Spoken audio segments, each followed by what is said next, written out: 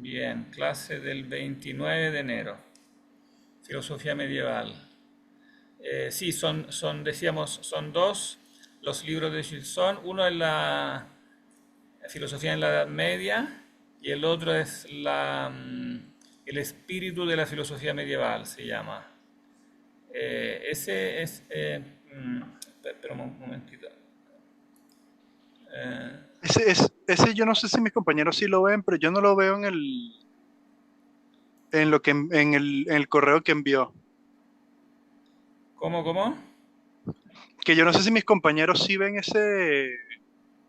eh, ese libro, pero yo veo que para ver, eso fue el viernes 20 24 de enero, está el de Gilson, la filosofía de la Edad Media, filosofía medieval 2024, selección bíblica 1, pero este no es un PDF, sino es un punto doc.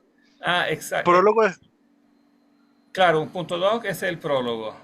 ajá, no, está el prólogo y hay otro que se llama, porque está el prólogo de San Juan, punto doc también, pero está otro archivo punto doc que se llama Fil Media 2024, selección bíblica 1. Y más al Claro, fondo, en ese mismo, está selección Justino, pero selección. el otro de Gilson no lo veo. A lo El otro mejor Gilson no soy está. yo. Entonces voy a revisar que a lo mejor se me olvidó mandarlo. O sea, Mm, porque filosofía medieval en la Edad Media sí está, pero el otro que usted acaba de comentar, ese no está. Ya, no, voy me a suena que revisar. no. Ya, perfecto, voy a revisar ese, sí. Porque de Gilson, la filosofía en la Edad Media, es bueno que lean Sí, en relación a esto, como el primer capítulo, que son los padres apologistas, ¿no? ok. En cambio del otro, el espíritu de la filosofía medieval, está un primer capítulo que es sobre la filosofía cristiana como tema en general. Ok, ok. Y Profe, ya vengo al Zoom otra vez. Eh, déjame el de la otra computadora. te vas a sacar de computadora, sí, sí. Ajá. Perdón, vengo al Sí. tiro. Sí, yo también vengo al tiro.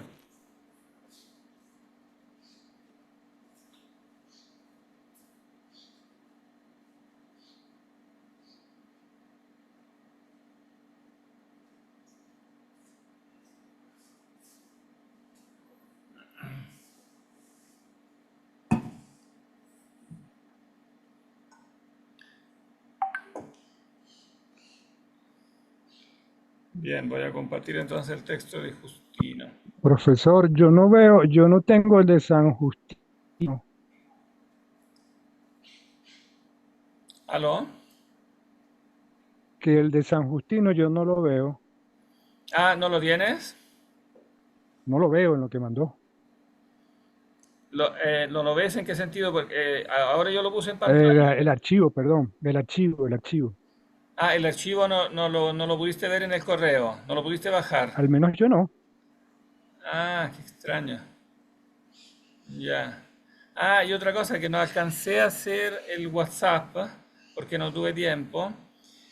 No sé si alguien se anima, porque ustedes mandaron los números al grupo de correo. No sé si alguien se anima a hacer el grupo. No sé si hay algún voluntario que quisiera hacer eso. Yo lo puedo hacer, profesor. Miguel, perfecto. Sí, yo lo hago después de clase, lo hacemos. Sí, Después de clase, sí, sí, sí, sí. sí. Ya, perfecto. Ahí veo a Carlos. Muy bien. Ya, entonces Miguel puede hacer este... no, y ahora ya no está Miguel. Sí, ahí está. Sí, Eh, sí, estoy. ahí está.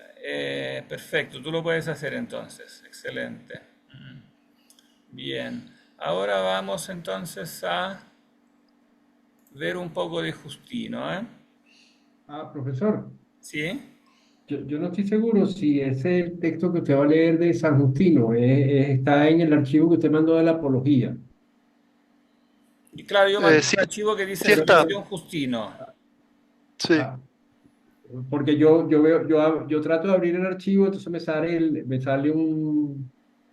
una cosa que se llama, ¿cómo se llama eso? Archivo, Internet Archive.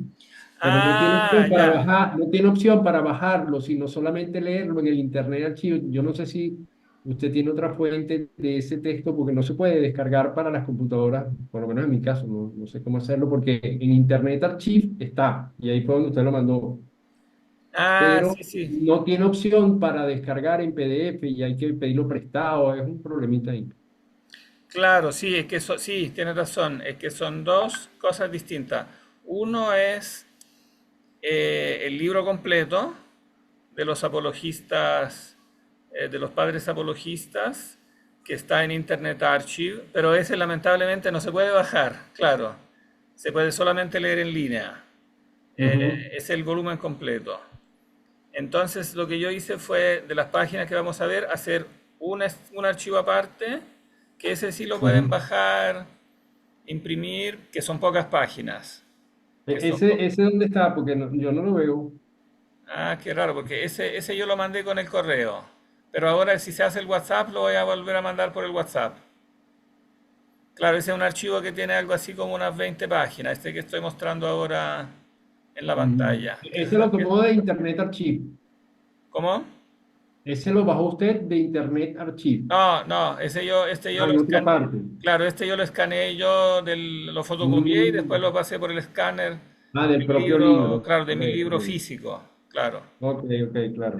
Y entonces, claro, esta es la selección en concreto que vamos a leer.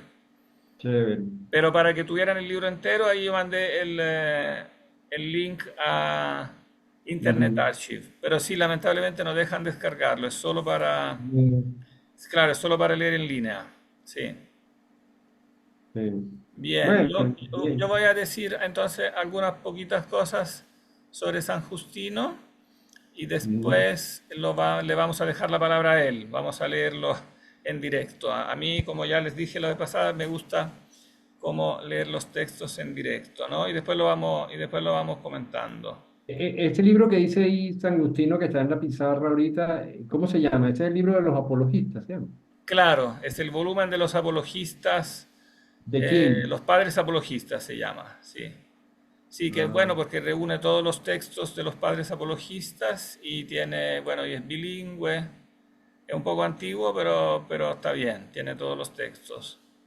ese es de qué, Editorial Gredo, es para tratar de buscarlo Es de la fuera de BAC, Internet. ¿Ah?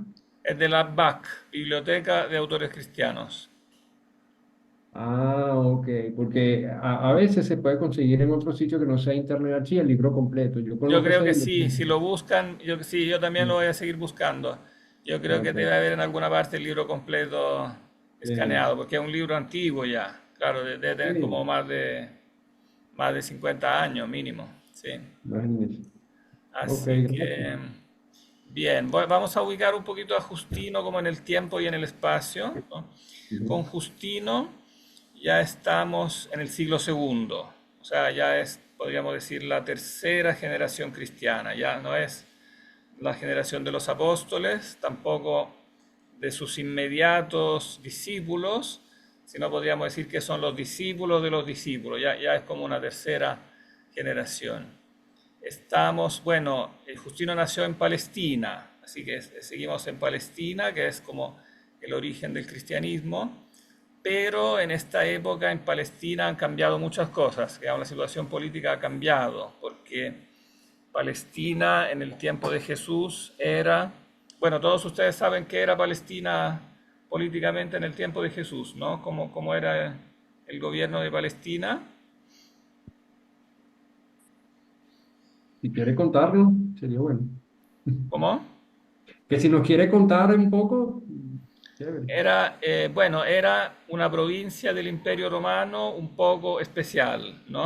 Tenía, tenía un régimen especial, porque en realidad no era directamente provincia romana, porque era el reino, ¿no?, de Herodes el Grande, que era un rey, diríamos, cliente de los romanos, como decían ellos, cliente, o sea, diríamos, una especie de cliente, los romanos llamaban una especie de persona subordinada, no era el cliente en el sentido nuestro comercial, ¿no? Cliente para los romanos era alguien que como que estaba subordinado a un patrón, ¿no? Y hacía ciertos servicios, ¿no?, a cambio de un cierto compenso económico, ¿no?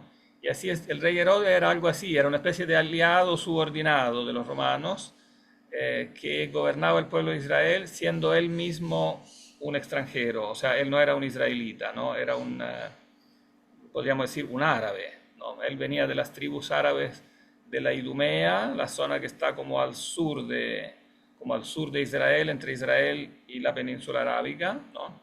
Lo que sería ahora como el sur de Jordania, ¿no? Entre Jordania y Arabia Saudita. Y se mantuvo, o sea, Herodes el Grande logró mantener una cierta paz y así más o menos lograron mantener sus sucesores, fundamentalmente Herodes Antipas, ¿no? Que es el Herodes que nosotros encontramos en el Nuevo Testamento, ¿no? Cuando muere Herodes el Grande, que muere cuando Jesús es niño, ¿no? Según el relato de San Mateo, cuando Jesús huye a Egipto, ¿no? Para escaparse de la matanza de los inocentes, ¿no? Poco después muere Herodes. Se calcula que Herodes muere en el 4 antes de Cristo. Se calcula en base a la cronología que nos da un historiador judío, Flavio Josefo, que escribió un libro sobre la guerra judía. Bueno, y eso entre paréntesis nos da la fecha de nacimiento de Jesús, ¿no? Que habría nacido entonces un poco antes del 4 antes de Cristo, ¿no? O sea, habría que corregir un poco la fecha, o sea, nuestra fecha del nacimiento de Cristo, nuestra cuenta oficial de la que contamos los años, estaría un poco desfasada. Jesús habría nacido unos 5 años antes aproximadamente. Pero después de la muerte y resurrección de Jesús, la situación política de Palestina se hizo tensa porque seguía viva la espera del Mesías, ¿no? Entonces salían muchos nacionalistas, ¿no? Muchos personajes que pretendían, ¿no? Animar al pueblo a una liberación política. Y hubo varios intentos. Finalmente en el año 66 fue el intento más fuerte, aprovechando un momento en que el gobernador romano estaba fuera, o sea, no había gobernador porque había cesado el anterior y el siguiente todavía no llegaba, entonces, porque era lejos de Roma. Entonces, aprovechando esta ausencia, el partido, diríamos, nacionalista lanzó una guerra de liberación que terminó de una manera muy trágica. Fue la primera guerra judía que terminó primero en el 70 con la caída de Jerusalén. Jerusalén fue conquistada por los romanos, por Tito, el general romano que después será emperador. Y bueno, la guerra después se arrastró hasta el 74, finalmente, al 73, 74, por ahí, cuando fue conquistada la última fortaleza judía, la fortaleza de Masada en el Mar Muerto. Y entonces ahí Palestina prácticamente cambió de estatus, porque ya no era un reino como era antes, un reino cliente, sino que pasó a ser como directamente controlada por los romanos. Jerusalén no fue destruida totalmente, pero el templo sí fue destruido, ¿no? Entonces este fue un evento histórico que marcó, podríamos decir, una etapa fundamental, porque marcó el fin del judaísmo como había existido en el tiempo de Jesús y diríamos en los últimos 2 siglos anteriores, el judaísmo como lo habían conocido todavía los primeros discípulos de Jesús. Porque en el fondo lo que terminó es el culto del templo, ¿no? Que era el centro, al no haber templo ya no había culto. Terminó, podríamos decir, el sacerdocio, ¿no? El antiguo sacerdocio, con sus fiestas, con sus sacrificios, etcétera, que tenían lugar en el templo, todo eso terminó, ¿no? Y por lo tanto el judaísmo tuvo que reinventarse y se transformó en una religión como es hasta el día de hoy, digamos, como a partir de esa época se inventó el judaísmo, digamos, muy parecido a como lo conocemos hoy, es decir, una religión que gira en torno al libro, la Biblia, no la Biblia hebrea, ya no en torno al templo que no existe, sino ya en torno al libro. Entonces, en torno a la sinagoga, los judíos entonces empezaron a reunirse como lo hacían ya en la diáspora, o sea, en las ciudades externas a Israel, donde existían escuelas de Biblia y lugares donde se leía y explicaba la palabra de Dios.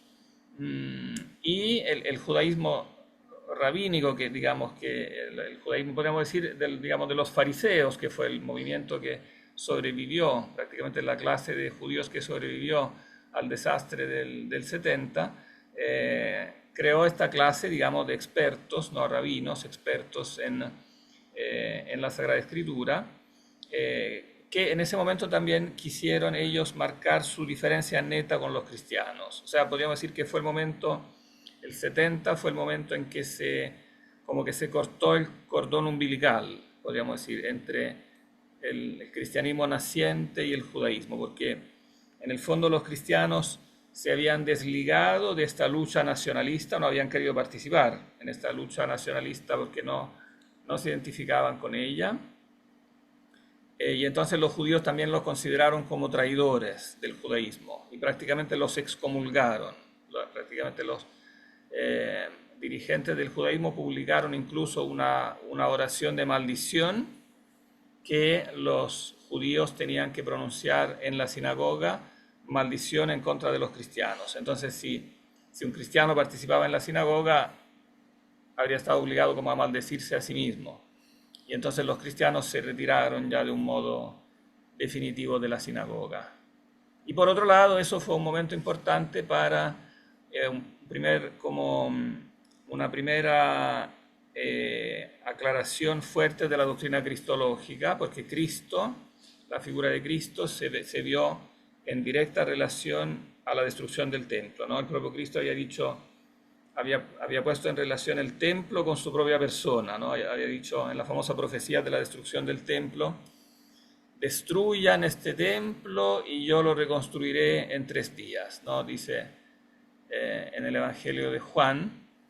Y ahí el evangelista narra como todos se sorprendieron, dijeron, pero si este templo se demoraron 46 años en reconstruirlo y tú dices que lo vas a reconstruir en 3 días, ¿no? Y después el evangelista comenta, después, ¿no? A posteriori, los discípulos entendieron que se refería al templo de su cuerpo. Entonces, cuando después se cumplió la profecía de la destrucción, también fue un momento importante para la aclaración del concepto cristológico, digamos, de Cristo como templo. Ya no se necesita el templo, no fue una casualidad que se destruyó. Claro, fue la imprudencia del movimiento nacionalista que llevó a esta guerra suicida, pero todo esto Dios lo tenía previsto, digamos, en su providencia. En el fondo Dios había decretado que el templo se destruyera porque el nuevo templo, el verdadero templo donde habita la plenitud de la divinidad, como dice San Pablo, el verdadero templo es Cristo y el verdadero sacerdote es Cristo. Por lo tanto, no se necesita el antiguo templo y el antiguo sacerdocio está, digamos, ya pasado. Digamos, es la antigua alianza, como dice también la carta a los hebreos, que tiene que ser sustituida por la nueva alianza, un mejor sacerdocio, ¿no? Pero, digamos, no contentos con con este desastre que les había pasado el año 70, los judíos quisieron intentarlo de nuevo, unos 50 años después, como en el año 132 exactamente, que es más o menos cuando Justino ya había nacido. Probablemente Justino nació en torno al 110, 115 por ahí.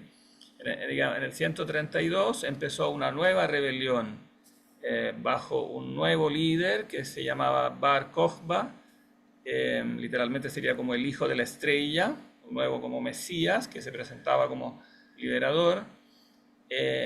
Y esta vez la catástrofe terminó de ser ya absolutamente completa, porque, digamos, los romanos a ese punto arrasaron completamente Jerusalén. No solo la arrasaron, sino que la cambiaron de nombre, o sea, la reconstruyeron como una ciudad pagana, prácticamente.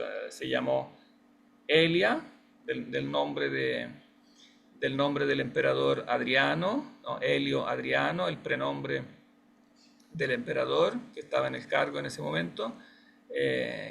Elia y Capitolina, porque en vez del templo que no existía, se construyó un gran templo en honor de Júpiter Capitolino, ¿no? el dios principal de los romanos. Y entonces Jerusalén por varios siglos dejó de existir, solo recién después en el siglo IV retomó cuando el cristianismo triunfó, retomó su nombre antiguo, digamos, de Jerusalén. Pero los judíos fueron dispersados, digamos, fue una segunda diáspora mucho más drástica también que la del 70, ¿no? Bueno, y eso nos da la ambientación en la que encontramos a Justino en el diálogo, en el famoso diálogo con Trifón,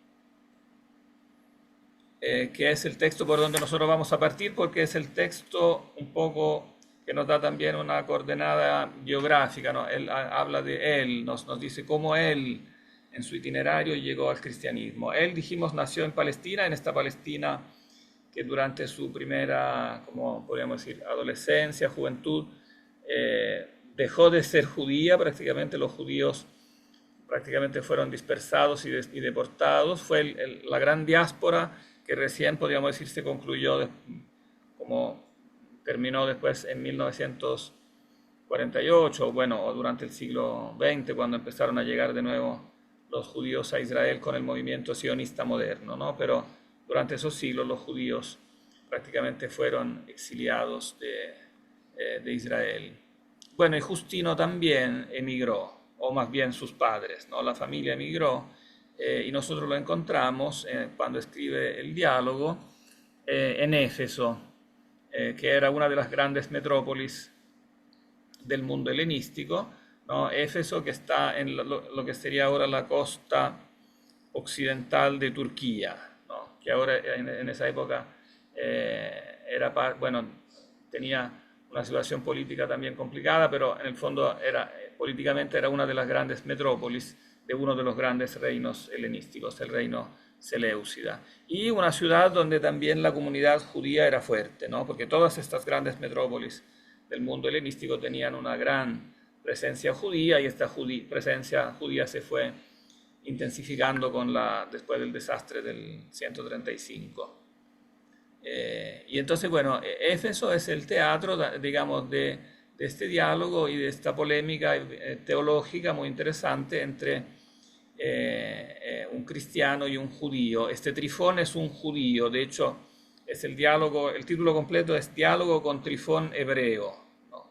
Y es un debate en torno al Mesías, o sea, en el fondo, si Cristo es o no el verdadero Mesías, ¿no? Que es el punto clave del debate entre judíos y cristianos. Sin embargo, antes de eso, antes de entrar en este debate teológico sobre quién es el Mesías, San Justino nos muestra como su itinerario filosófico, o sea, cómo él descubrió la filosofía y por la filosofía finalmente llegó al cristianismo. Y en estas primeras páginas del diálogo, entonces él nos condensa algunas líneas claves, podríamos decir, de la filosofía cristiana, de la que él mismo empieza a llamar, junto con otros apologistas más o menos contemporáneos, empieza a llamar filosofía cristiana. Él mismo se llamó a sí mismo filósofo, no le gustaba ser llamado él con ese nombre, amante de la sabiduría, ¿no? Filósofo. Bien. Partamos entonces directamente con la lectura del diálogo. Él parte entonces mostrando un panorama aquí de la ciudad de Éfeso, donde él va paseando y empieza a tener un interlocutor que le hace algunas preguntas. Voy a agrandar un poquito. Aquí necesitaríamos, como es un diálogo, necesitaríamos a dos voluntarios que quisieran leer para que dialoguen. Bueno, uno es el narrador, que es el mismo, ¿no? Y entonces hay que leer la parte donde él narra, y después cuando dialoga con este primer interlocutor no es Trifón. Trifón entra en escena después, ¿eh? Este primer interlocutor es anónimo. ¿Quién se anima a leer? ¿Se ve? Yo puedo.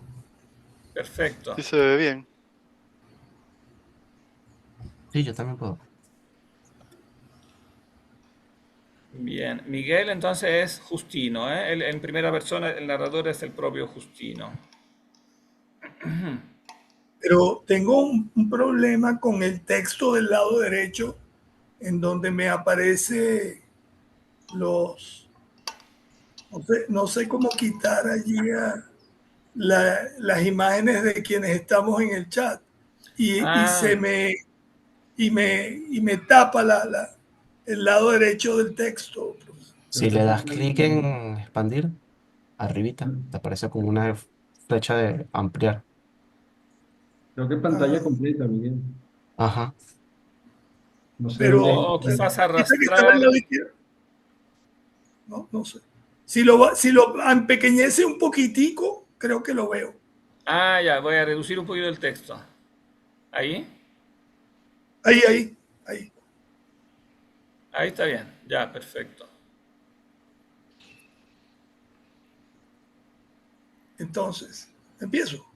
Empieza nomás.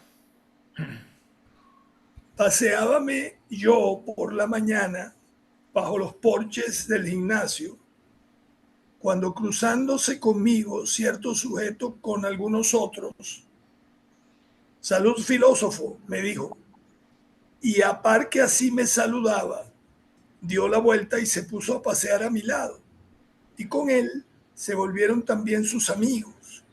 Yo, a mi vez, devolviéndole el saludo, ¿qué ocurre? Le dije. Y él, ¿Quién te va a responder? Ah, yo, en este caso, ¿no? Isaac. Ya, Ajá. perfecto. Me enseñó en Argos,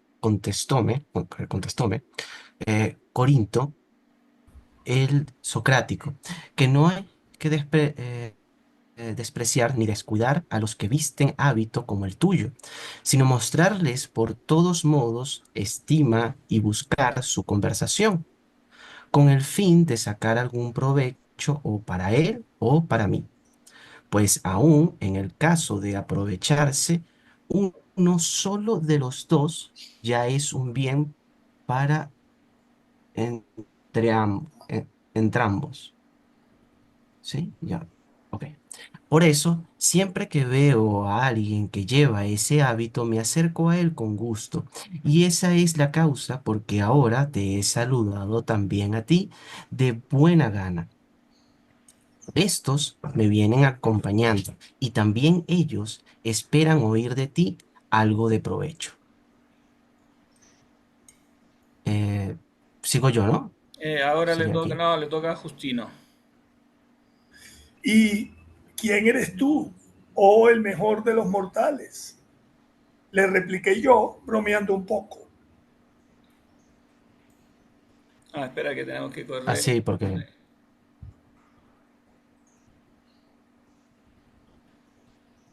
Ok.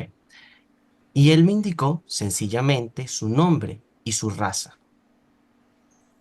Sigo yo aquí, ¿no? Pues, Claro, sí. ajá, yo me llamo Trifón, me dijo, y soy hebreo de la circuncisión, que, huyendo de la guerra recientemente acabada, vivo en Grecia, la mayor parte del tiempo en Corinto.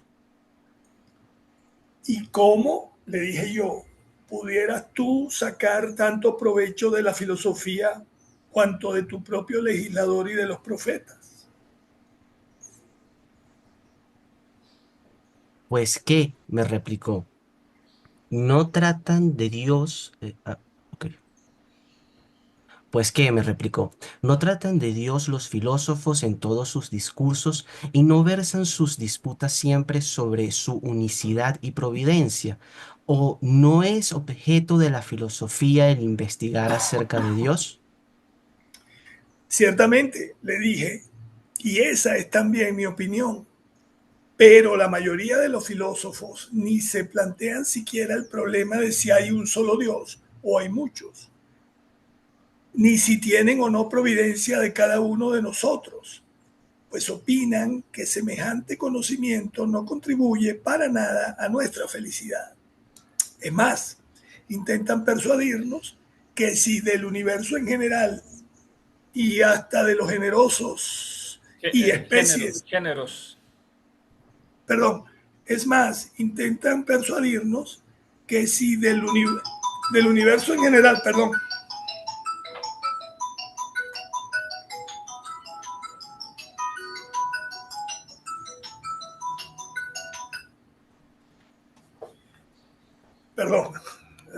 llega una llamada. Es más, intentan persuadirnos que si del universo en general y hasta de los géneros y especies se cuida Dios, pero ya no ni de mí, ni de ti, ni de las cosas particulares, pues de cuidarse no le estaríamos suplicando día y noche. Ahora no es difícil comprender el blanco a que tiran esas teorías. Los que así opinan aspiran a la inmunidad, a la libertad de palabra y de obra, a hacer y decir lo que les da la gana, sin temer castigo ni esperar premio alguno de parte de Dios. Como en efecto lo esperan quienes afirman que yo y tú hemos de volver a vivir vida igual a la presente sin que nos hayamos hecho ni mejores ni peores.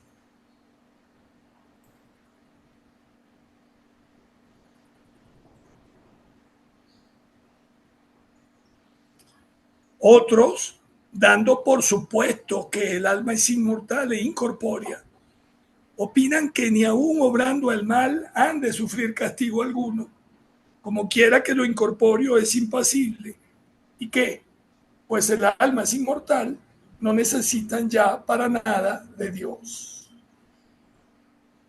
Ya me tocaría a mí Entonces él entonces. sonriendo cortésmente, Ah, dale. tú te toca, creo. Sí, me toca a mí. Ok, vale. Entonces él, sonriendo cortésmente, cortésmente, y tú me dijo, ¿qué opinas sobre esto? ¿Qué idea tienes de Dios y cuál es tu filosofía? Dínosla, Sí, dínoslo. aquí termina entonces el primer capitulito y ya podemos comentar algunas cositas.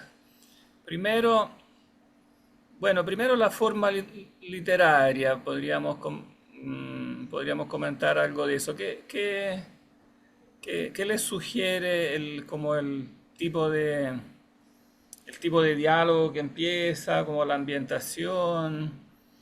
Es Están una paseando bajo estructura, los porches, el gimnasio. ¿Qué sugiere todo o qué pretende con eso? ¿Cuál es el mensaje que da aquí Justino a través de esta como forma literaria que empieza aquí? es una herencia platónica, ¿no? En ese Griego, sentido, de la Exacto, forma de claro. construir los diálogos, ¿no? Claro, es claramente, ¿no? Descaradamente, ¿no? Una imitación de los de la estoa. claro. Están ellos bajo los porches del gimnasio, etcétera, y claro, pero evidentemente hay cosas que recuerdan directamente a Platón y otras que muestran que ya evidentemente el tipo de diálogo, sin embargo, va a ser bastante distinto, ¿no?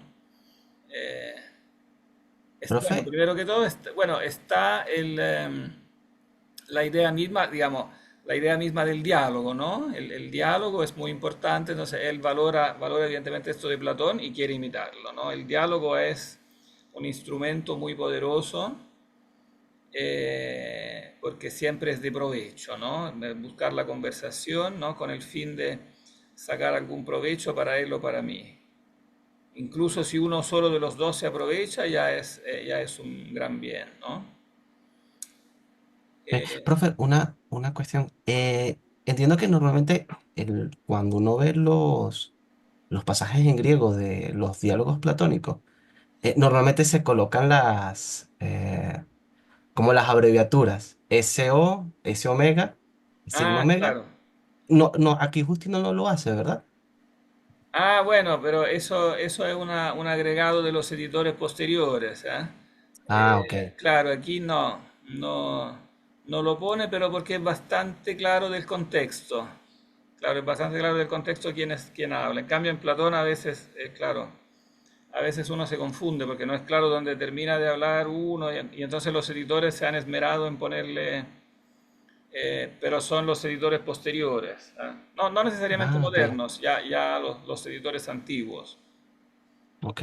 Pensaba que el mismo Platón lo había hecho. Claro, no. O sea, no tenemos idea, porque de Platón, digamos, de los manuscritos de la época de Platón no tenemos nada, ¿no? Los manuscritos que tenemos de Platón tienen una distancia cronológica muy grande con Platón, ¿no? Tienen siglos de distancia, son manuscritos bizantinos. Bueno, aquí también la distancia cronológica, no sé ahora, no me acuerdo exactamente los manuscritos, pero hay una buena distancia entre, digamos, el manuscrito original y el manuscrito que conservamos nosotros, ¿eh? Bueno, en esto, dicho sea de paso, así un paréntesis rápido, en esto lo que es excepción es el Nuevo Testamento. El Nuevo Testamento es el único texto antiguo del que nosotros conservamos manuscritos bastante cercanos a la fecha en que fueron escritos, ¿no? Claro, los más antiguos son fragmentarios, ¿no? Después los primeros manuscritos completos son recién del siglo IV, pero tenemos fragmentos, a veces fragmentos largos del siglo segundo, o sea, muy cercanos a la fecha de composición. Bien.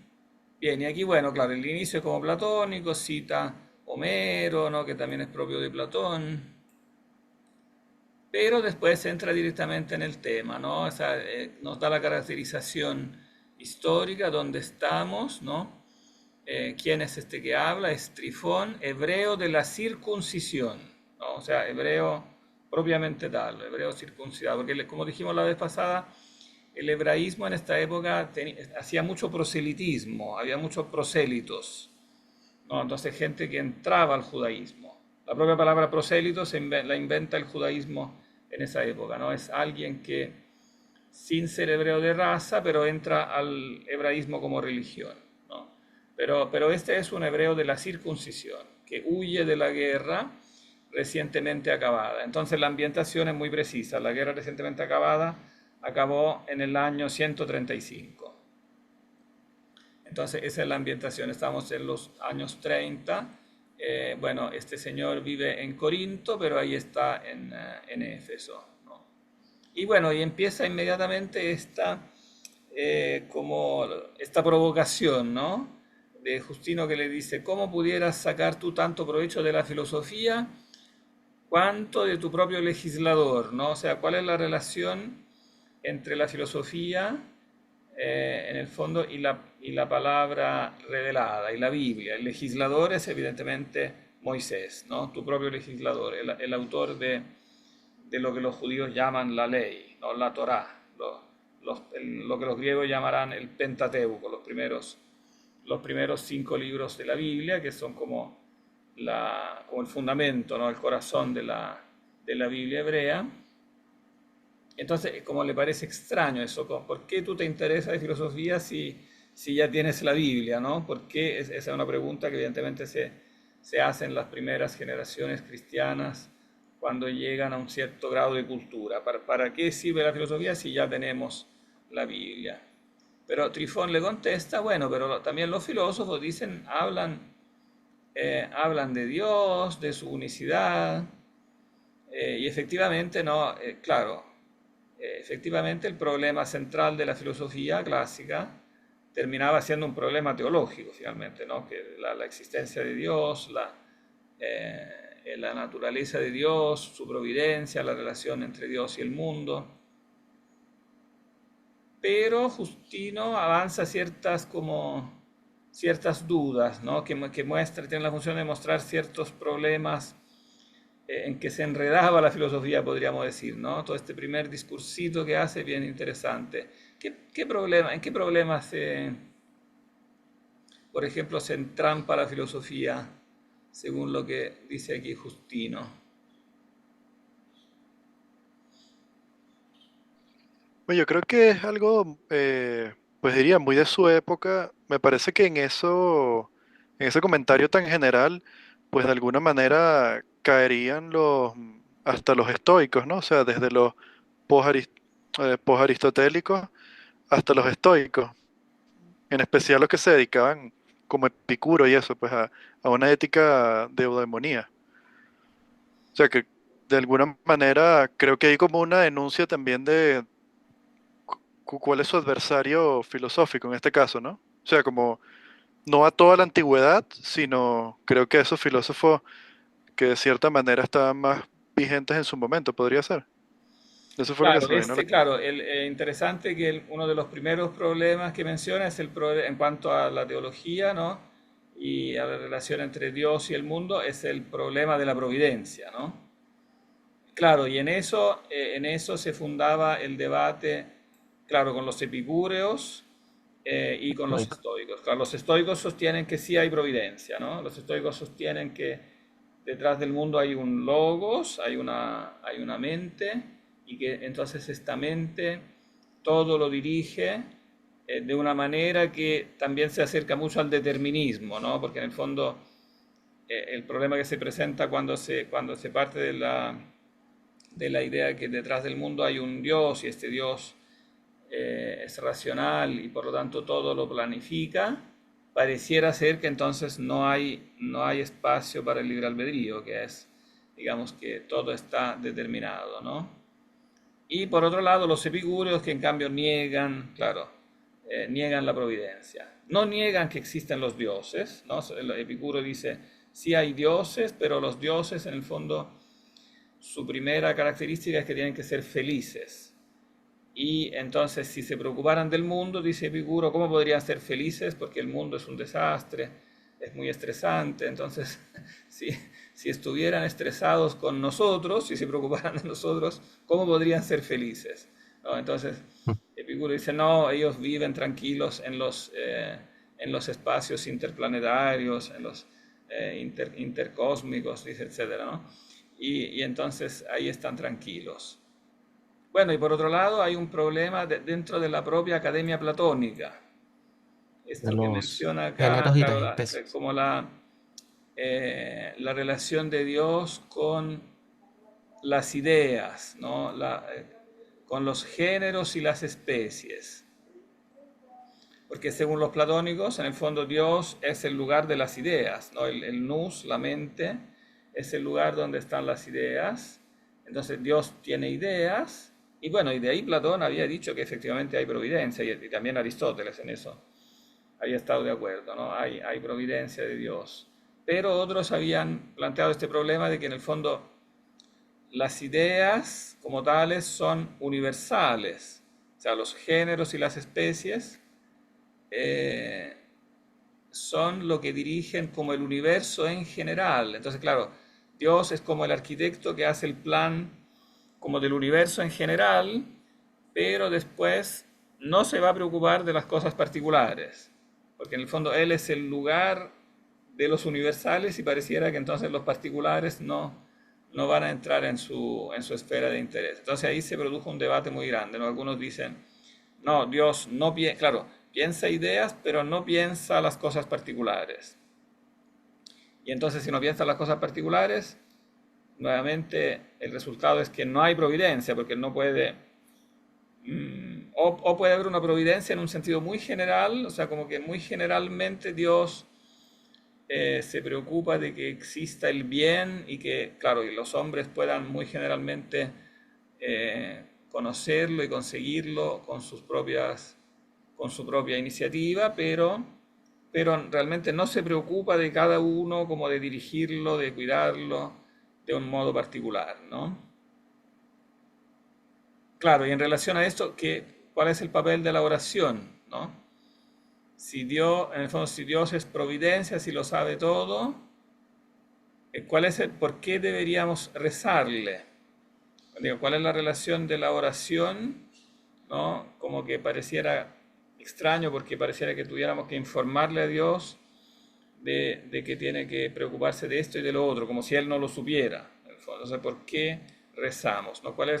Son todos problemas en el fondo que unen filosofía y religión, ¿no? Que en el fondo tratan de mostrar la relación entre este Dios que descubrieron, que analizaron los filósofos, y el Dios podríamos decir, del sentido común, de la religión común, que tiene todas estas características que en parte coinciden, pero en parte hacen problema, ¿no?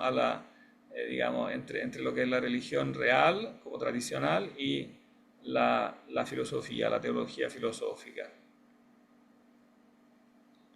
Y bueno, también una observación importante hace aquí, claro, las teorías filosóficas a veces tienen como un segundo fin, ¿no? Y es este fin de como alterar como la perspectiva ética, ¿no? Porque en el fondo si se desvaloriza como la opción personal, entonces pareciera que la vida es más cómoda, pareciera que quedamos entonces inmunes, ¿no?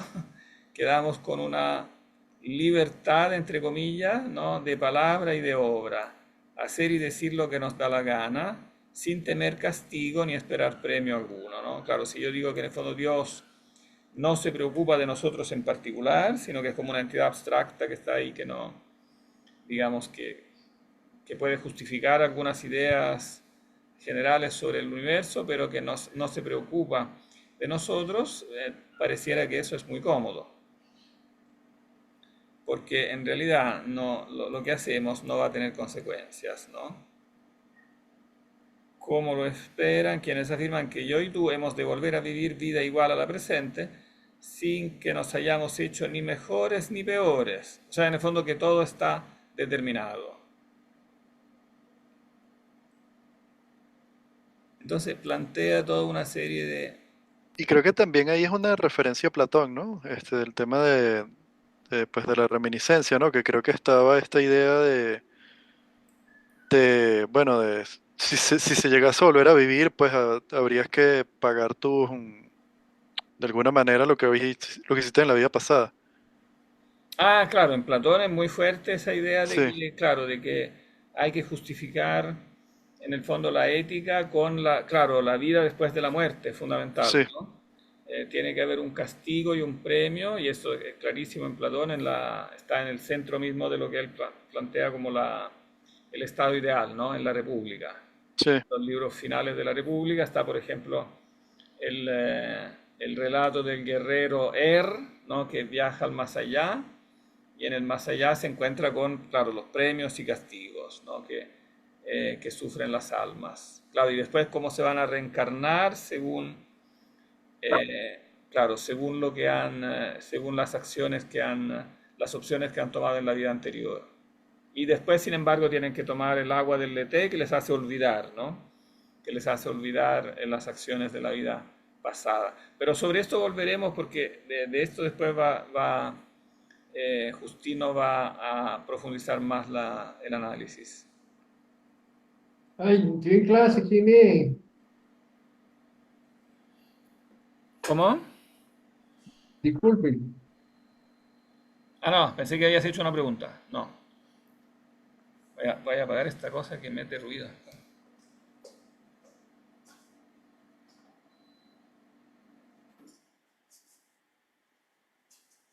Profesor, ¿Sí? yo creo que aquí en esta primera parte, comenzando el diálogo de Trifón, surge también como problema la inmortalidad el presupuesto y la inmortalidad del alma, y ante ello, ¿cuál sería el rol de un Dios, de un Ah, Dios claro, que independientemente, sí, sobre eso también va a profundizar. Sí, aquí ahora da como una breve, o sea, sí, plantea la pregunta, ¿no? sí, La pregunta digamos, del problema que se produce en torno a la inmortalidad del alma como la entienden los platónicos. Porque por un lado Platón había dicho que el alma sufre, o sea, puede recibir premios o castigos según cómo se comporta, ¿no? Pero del otro lado Platón había demostrado que el alma es inmortal e incorpórea y, digamos, para lograr esa demostración, en el fondo Platón asimila el alma a las realidades eternas y eso crea en el fondo una relación del alma con Dios que casi llega a confundir el alma con el propio Dios. mire Dice usted, Platón en el Fedón que el alma es como syngenes, es como pariente, tiene un parentesco con las ideas y las ideas son perfectas y eternas. Y entonces de eso se podía deducir, y de hecho algunos sacaron esa deducción, que entonces si el alma es algo así como divina, entonces resulta que ni aun obrando el mal ha de sufrir castigo alguno, como quiera que lo incorpóreo es impasible. O sea, se identifica incorpóreo con impasible, en el fondo incorpóreo con eh, completamente divino, ¿no? Inmortal se identifica con eterno. Entonces, si el alma, ella por sí misma es eterna, divina, pareciera que el mal no la puede realmente tocar, ¿no? Que aun cuando, en el fondo la idea que se forma es que aun cuando el cuerpo se porta mal, ¿no? Como que el pecado es algo que al final le afecta al cuerpo, pero el alma queda como inmune. Y entonces, que es algo que Platón no pensaba, ¿no? Él dice al contrario. Platón dice que cuando pecamos, la que queda manchada es el alma, y que cuando nos presentaremos delante del juez, dice en una famosa página que le recomiendo mucho leer, es la última página del diálogo Gorgias de Platón. En la última página del Gorgias se presenta algo así como el juicio final, cuando el alma se presenta delante del juez, que es Minos, y Radamante, se va a presentar desnuda, sin el cuerpo. Y en el alma desnuda se van a ver las cicatrices, las heridas, las deformidades que normalmente no vemos porque están tapadas por el cuerpo. Entonces, cuando nosotros vemos las personas, claro, vemos si el cuerpo es feo o herido, vemos las heridas del cuerpo, pero no las del alma, que son los pecados. Pero cuando nos presentaremos delante del juez, él no verá, no mirará el cuerpo, verá el alma desnuda y las cicatrices estarán en el alma y eso sí que le afectará. Va a ser juzgada sobre eso el alma, ¿no? Pero aquí, en cambio, se llega a partir de las mismas premisas platónicas, pero se gira el razonamiento de otra forma y se dice, no, es que si el alma, como dice Platón, es inmortal, incorpórea, divina, finalmente el pecado no la toca, ¿no? Y esa es la conclusión a la que en tiempo de Justino llegaban los gnósticos, ¿no? Un movimiento que es cristiano, son personas que son atraídas por el cristianismo, pero lo mezclan con elementos platónicos y crean entonces por eso un cristianismo heterodoxo, ¿no? Un cristianismo en el fondo que divide el alma del cuerpo y dice que en el fondo el alma, o al menos el alma del gnóstico, porque según los gnósticos no todos somos iguales. Hay algunos de nosotros que, si bien aparentemente nos vemos iguales, según el gnóstico no somos iguales. Algunos son como personas especiales que son espirituales. Y el alma de los verdaderos como espirituales, pneumaticoi, son inmortales, divinas y etcétera. Y después hay otras almas que no, que son almas de gente común y corriente, que ellas sí van a sufrir las consecuencias del pecado, ¿no? Pero el verdadero gnóstico es un pneumático, o sea, un espiritual, ¿no? Y como tal, puede hacer lo que quiera en este cuerpo, porque total no le va a afectar, ¿no? En la otra vida simplemente se va a separar, e incluso en esta puede mantenerse, aun cuando parezca que el cuerpo está como embarrado y en el pecado, dicen los gnósticos que es como una moneda de oro que tú la puedes tirar al barro, pero no se oxida, no se va realmente claro, después hay que limpiarla, pero con una enjuagada ahí se enjuaga y está brillante como antes, ¿no? No necesita una purificación, sino que basta con un poquito de agua y se limpia y brilla como antes. Bueno, y en el tiempo de Justino la polémica con los gnósticos es muy fuerte. Lamentablemente no nos han llegado las obras antignósticas de Justino, entonces eso no sabemos bien cómo lo refutaba, pero sí sabemos que era un problema clave, ¿no? Que fue un problema fundamental como en el debate cultural de la Iglesia en todo el siglo segundo, y yo diría también tercero, segundo y tercero. Profe, una duda. Aún así también Justino admitía un neuma en la psique, ¿no? Un neuma en el alma. Claro, sí. Ok. Sí, sí, en general el pneuma, digamos, en la interpretación católica, se identifica con el Espíritu Santo. Y entonces es esa, claro, el hombre espiritual es el hombre que en el fondo acoge el Espíritu Santo. Y entonces el alma se vuelve, claro, el hombre se vuelve espiritual, pero por una opción, no por una naturaleza, no porque tenga una naturaleza espiritual, como dicen los gnósticos, sino porque por una opción, entonces acepta el espíritu. Ahora, el significado de la palabra espíritu en el cristianismo a veces oscila, no es siempre igual. Tiene a veces alguna oscilación, pero digamos que poco a poco se irá aclarando en este sentido. O sea, el hombre pneumático, porque, claro, porque evidentemente este vocabulario está en el Nuevo Testamento, ¿no? San Pablo habla de los que son espirituales, ¿no? Dice que el espiritual no es juzgado por nadie, etcétera, etcétera, que tenemos que ser espirituales y no carnales, etcétera. Pero evidentemente en Pablo esto es siempre en relación a una opción. Uno es carnal porque quiere ser carnal. En cambio, para el gnóstico, uno es carnal porque es carnal por naturaleza, ¿no? Bueno, en realidad para los gnósticos hay tres, yo mencioné dos, pero en realidad, ya que lo dijimos, vamos a completarlo. Para el gnóstico hay tres clases de personas. Algunos son los carnales, que son gente puramente material, y por lo tanto cuando mueren, simplemente en el fondo mueren, o sea, se descomponen y no tienen vida más allá de la muerte. Después, al otro extremo están los espirituales, que en cambio tienen esta naturaleza divina y por lo tanto el espíritu abandona el cuerpo y el espíritu vuelve a Dios, cualquier cosa que haya hecho, ¿no?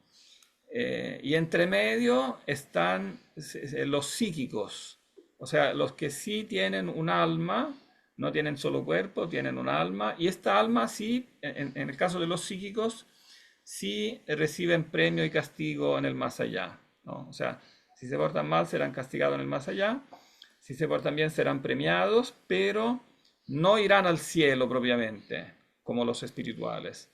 Tendrán una especie de salvación intermedia, como imperfecta, ¿no?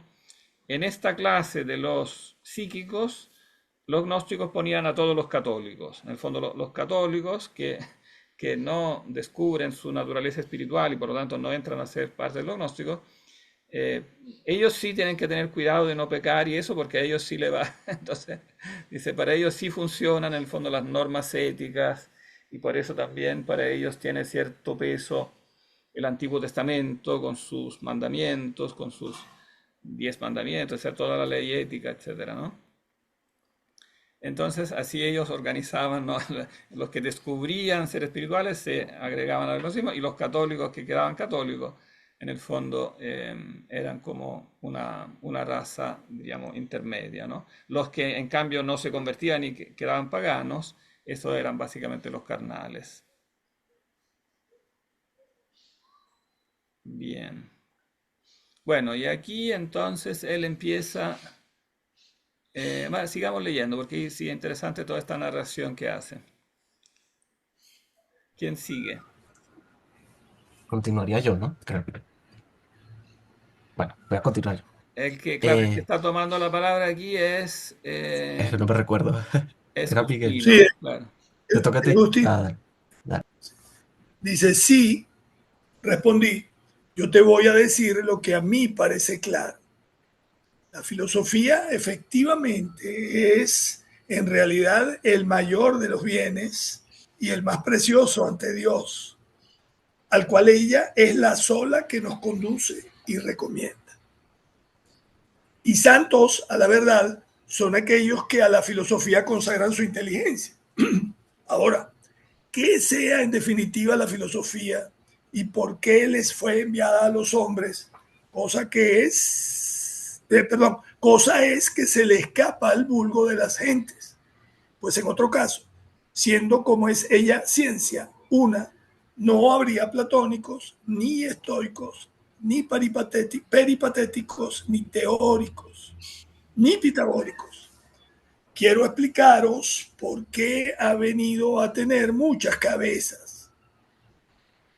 El caso fue que a los primeros que a ella se dedicaron y que en su profesión se hicieron famosos, les siguieron otros Bueno, que ya no. ¿Ah? Le siguieron otros que ya no hicieron investigación alguna sobre la verdad, sino que, llevados de la admiración de la constancia, del dominio de sí y de la rareza de las doctrinas de sus maestros, solo tuvieron por verdad lo que cada uno había aprendido de aquellos. Luego, transmitiendo a sus sucesores doctrinas semejantes a las primeras.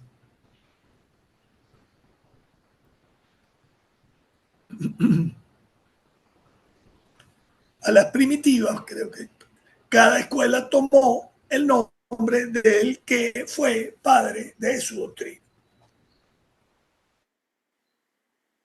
Bueno, aquí está Yo diciendo algo, mismo, algo como que sigue. interesante, ¿no?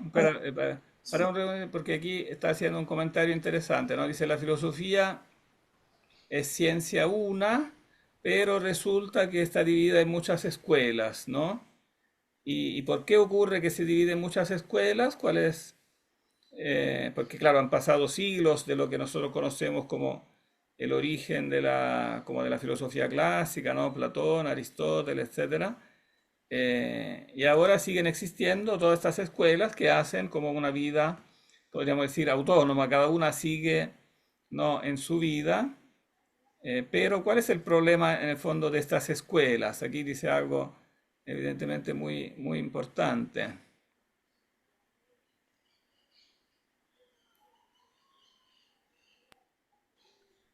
Eh, ¿Cuál que es? no conoce, creo que me imagino, ¿no? Que no conocieron a Cristo, ¿no? no Eh, investigaron. exacto. No, o sea, no conocieron la verdad revelada, me imagino que en tal caso en Cristo, ¿no? Pero aparte de eso, porque aquí todavía no habla de la verdad revelada, pero aparte de eso, en el fondo, digamos, la formación de estas escuelas y como su tradición de como existencia durante siglos como escuelas independientes, también se debe al hecho de que, claro, se produce un fenómeno en la filosofía que digamos, conocemos bien hasta hoy, ¿no? O sea, eh, algunos que llaman más la atención, ¿no? Se hicieron famosos, etcétera. Después les siguen otros y claro, van formando escuelas, pero resulta que los que siguen ya no hacen realmente investigación sobre la verdad, ¿no? Y entonces empieza un fenómeno de como nosotros lo llamaríamos dogmatismo, digamos, Ujú. como aceptan como dogma, no dogma en el sentido del dogma revelado, sino que dogma en el sentido humano, como aceptan Sí. como dogma algo que dice un maestro humano, y entonces Mm. forman escuelas, claro, perpetúan tradiciones, ciertamente también tienen un rol positivo, pero el lado negativo es que ya no ponen en cuestión las doctrinas de los maestros y entonces se transforman en algo como estéril, porque van simplemente repitiendo, ¿no? Repiten cosas que Sí. no, como que no someten a crítica. Y Como entonces, que se van degradando. claro, se van como esterilizando, porque en el fondo no hacen más que repetir algo que toman como que toman por bueno, y eso de algún modo Perfecto. les impide, como que los esclerotiza, se crea una como esclerotización de la filosofía, ¿no? No es verdaderamente una búsqueda, sino que una mera repetición. Entonces empiezan a formar como fórmulas que se repiten y cada una es propia de... Ahora, eso evidentemente exagerado, no es todo así, ¿no? Sigue, evidentemente siguió la investigación también, pero hay una gran parte de verdad en lo que dice acá, ¿no?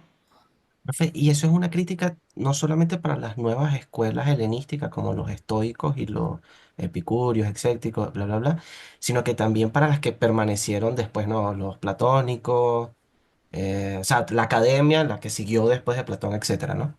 Exacto, claro, sí, es una crítica también a la academia, al perípato, digamos, a todas las escuelas, claro, que seguían existiendo como, en el fondo, como entidades fijas y demasiado dogmáticas, ¿no? Claro, siempre había Pero, excepciones, había personajes que sí pensaban con su cabeza, evidentemente, ¿no? Pero evidentemente es una tendencia que debilita la filosofía el hecho de no, como de no acoger las críticas, sino intentar pensar, repensar digamos, críticamente lo que se aprende en la tradición. Miguel. Sí, una pregunta, pero para ese momento estaban disponibles para ellos la, la producción griega de estoicos y otros Claro, claro. que, sí, pregunto, Sí, sí, sí, claro, sí. sí, Ellos podían leer todavía, claro, las obras de los estoicos, etcétera, muchas obras también de los académicos, peripatéticos que nosotros hemos perdido. Claro, sí, sí, sí. lo digo porque considerar que ellos, los estoicos, todas esas corrientes del siglo cuarto fueran superficiales me parece demasiado. No, no lo eran en absoluto. Ah, Sí, claro, no, investigaron no, no mucho. dice que eran superficiales, no, pero dice que lo que dice que lo que en el fondo se va creando es una escolástica, como que repite en el fondo cosas que ya no se toma el trabajo de pensar de nuevo, ¿no? De pensar a fondo, y entonces se conforma con lo que ya. Claro, es una exageración, no es que sea todo así, ¿no? Pero es un elemento importante que evidentemente es un riesgo que siempre va a correr la filosofía, ¿no? O sea, lo podríamos aplicar también fácilmente a la escolástica, como a la escolástica cristiana también, ¿no? O sea, se forma una escolástica y después que en su momento como que organiza un sistema de pensamiento interesante, pero después empieza a formarse como una repetición, ¿no? De personas que repiten las fórmulas sin ya profundizarlas demasiado. Francisco Javier. Sí, profesor, usted puede, por favor, poner en pantalla que se vea la página 302. Ah, Un sí. segundito. Ajá. eh, Eso sí, allí está bien. A mí me parece que el problema que está de fondo aquí, a esta altura del diálogo, me parece interesantísimo y que creo que ya salió antes, es cuando aquí habla y dice, sino que llevados de la admiración, perdón, antes. El caso fue que a los primeros que a ella se dedicaron y que en su profesión se hicieron famosos, le siguieron otros que ya no hicieron investigación alguna sobre la verdad. Entonces aquí me parece, esta palabra es clave para lo que se está planteando en el diálogo y en la filosofía clásica, ¿no? La verdad, que es el objeto de la búsqueda del filósofo, el amante de la sabiduría, el que quiere descubrir la verdad para proclamarla, ¿no? Y enseñarla, sino que llevados de la admiración, de la constancia, del dominio de sí y de la rareza de las doctrinas de sus maestros, solo tuvieron por verdad, de nuevo, lo que cada uno había aprendido de aquellos. Entonces, en el fondo, Justino en el diálogo está apuntalando sobre la inquietud, cómo se llega a la verdad, qué es la verdad y que en el fondo, como intuición, la verdad es todo un camino a recorrer hasta buscarla, pero sin pretender poseerla. Claro, claro, sí, sí, sí. Claro, sin pretender poseerla, pero claro, aquí él delata también un poco esta como actitud un poco mecánica, ¿no? Como de claro, dejar de buscar por simplemente dedicarse a como a repetir de alguna manera, ¿no? Y eso, bueno, en cierta forma es indispensable que pase así, que si ha de haber como tradición de las escuelas, ¿no? En cierta manera es un mal necesario, pero hay que estar consciente de que, claro, que eso puede llevar como a una, eh, claro, como a una actitud que en el fondo no es filosófica, no es de búsqueda, ¿no? Carlos. Sí, profesor. Bueno, un comentario y una pregunta. El comentario es que esta parte me recuerda mucho a Platón justamente denunciando a los sofistas, ¿no? Em, que él lo pone, pues bueno, que los, digamos, desde Sócrates para atrás, de alguna manera fueron personas que constataron la verdad, ¿no? Y los sofistas son unas personas que son muy buenos haciendo otra cosa. Mm, Aquí me parece curioso que de alguna manera delata lo mismo. Es decir, no, no diciendo que él está diciendo que son sofistas, pero hablando de esta ruptura de la verdad con aquellos que ejercen de alguna manera o pretenden estar relacionados con la verdad. Me pareció en ese sentido curioso.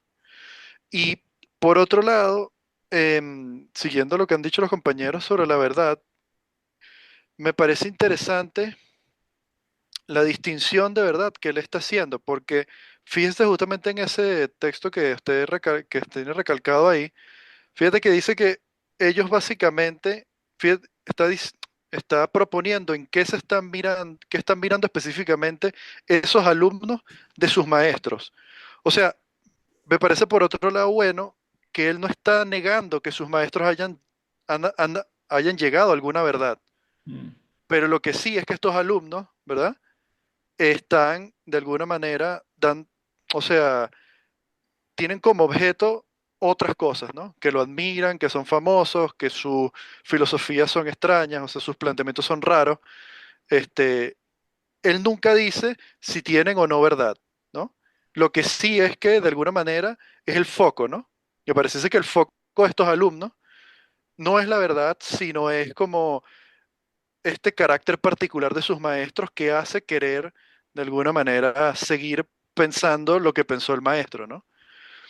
Porque aquí ya especulando, si tú niegas la posibilidad de la transitividad de la verdad, en el sentido de que a mí viene alguien, por así decirlo, un Mesías, y me da la verdad y yo no la puedo aprender de él, ¿verdad?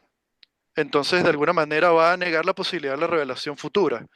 Entonces, creo que en ese sentido, que asumo yo que él no la va a negar, eh, él no está negando las verdades de estas corrientes, pero sí esta idea de alguna manera como de quedarse en la simbología de la persona y no en la verdad transmitida de la persona, ¿no? Mm. Claro, No, en el no sé fondo si es una sí. especulación demasiado, digamos, exagerada, pero me parece bien interesante eso, ¿no? Por más, Claro, por sí, más duro, sí. sí. Sí, se podría decir que en el fondo, espera que voy a prender un poco la luz porque acá.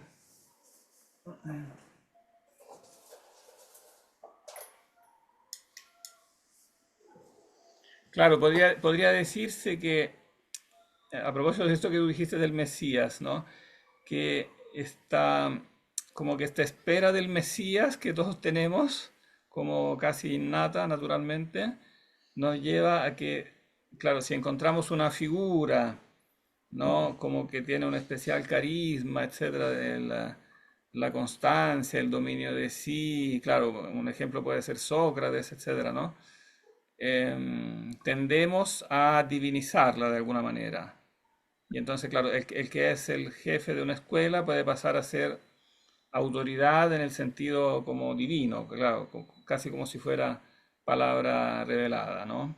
Entonces, claro, se hace hay una aplicación que puede ser indebida, claro, que viene de la falta que estas personas, no, claro, no han conocido el verdadero Mesías y por lo tanto es casi como natural que vayan que acepten a alguien como la fuente de autoridad, alguien, así como en la política puede haber un líder digamos que pasa a ser como mesiánico, ¿no?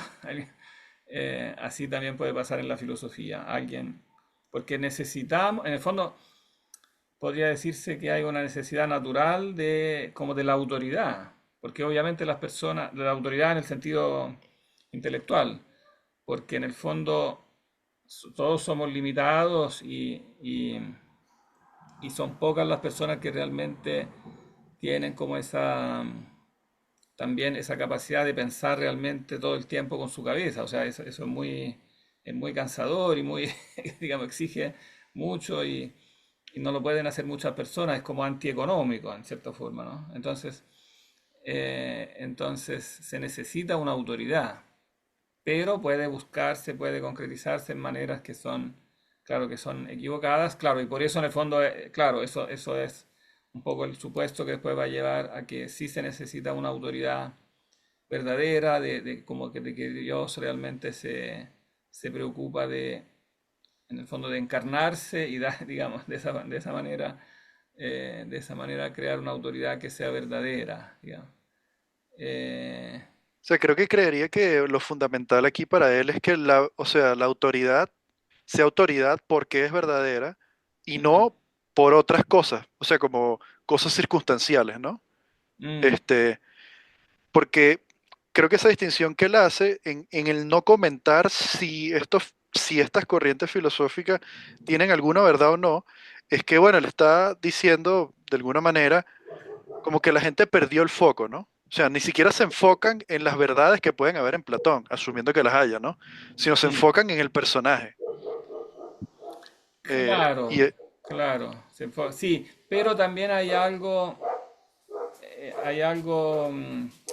diríamos, cierto en este, porque el hecho de que el personaje tenga ciertas virtudes, intuitivamente nosotros lo percibimos como un reflejo de que la doctrina que él plantea en el fondo es la correcta, porque si no, no podría, digamos, digamos, la cosa personal tiene su verdad, entre comillas, porque eso, siempre y cuando no sea un engaño, digamos, algo que, una manipulación, pero si verdaderamente la persona refleja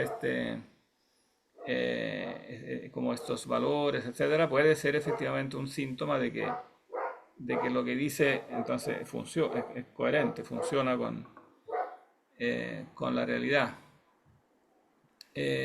Isaac, parece que estás silenciado. Sí, creo que estaba primero Miguel. Ah, primero Miguel. Miguel, Sí, sí, aparte de este problema enorme del posible mesianismo que es propio del ser humano, ¿sí? La tendencia a buscar siempre un jefe, un líder, un mesías, etcétera, como necesidad porque lo requiere, más allá de las razones por las que sea posible. Quería volver al tema de la verdad, al asunto de la verdad, como en la pregunta. Eh, pero yo entiendo que para estos filósofos la verdad no solo existe, sino que es cognoscible y, y por lo tanto debe seguirse y de ahí se desprende todo el problema de la transitividad y todo lo demás. Y también el problema de que si alguien tuviera la verdad yo debería seguirlo, porque cómo no seguir al que tiene la verdad. claro, Entonces el problema de la verdad sigue siendo nuclear, ¿verdad? Sigue siendo el problema originario nuclear. Y mi pregunta es, estos teólogos sí creían que la verdad no solo existía, sino que era cognoscible por el hombre, por el ser humano. claro, claro, y no solo cognoscible, sino que realizable.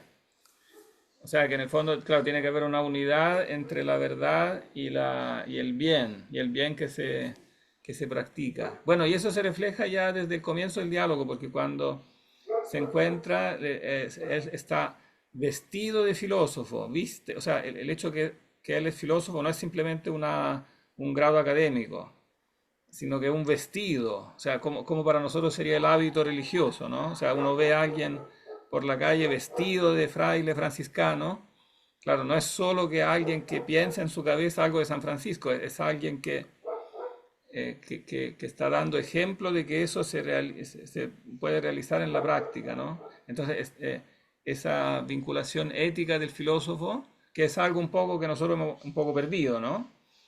Eso es, claro, eso es muy propio de la mentalidad antigua y es un aspecto evidentemente positivo, ¿no? Porque está ahí testificando una percepción de esta unidad profunda entre claro, entre la verdad y la ética, entre la verdad y el bien práctico. Eh, Isaac, Sí, ajá. No, simplemente es para comentar que ahorita que recuerdo, ¿no? Hay una historia de la historia de la filosofía, hay un autor que se llama, es el padre Francisco Amerio. En esa obra, él comenta, ¿no? Que en este periodo histórico, sobre todo, hay como una pérdida de interés especulativo y por el contrario surge como un periodo de erudición. Entonces pone también como de relieve la creación, la biblioteca de Alejandría, etcétera, ¿no?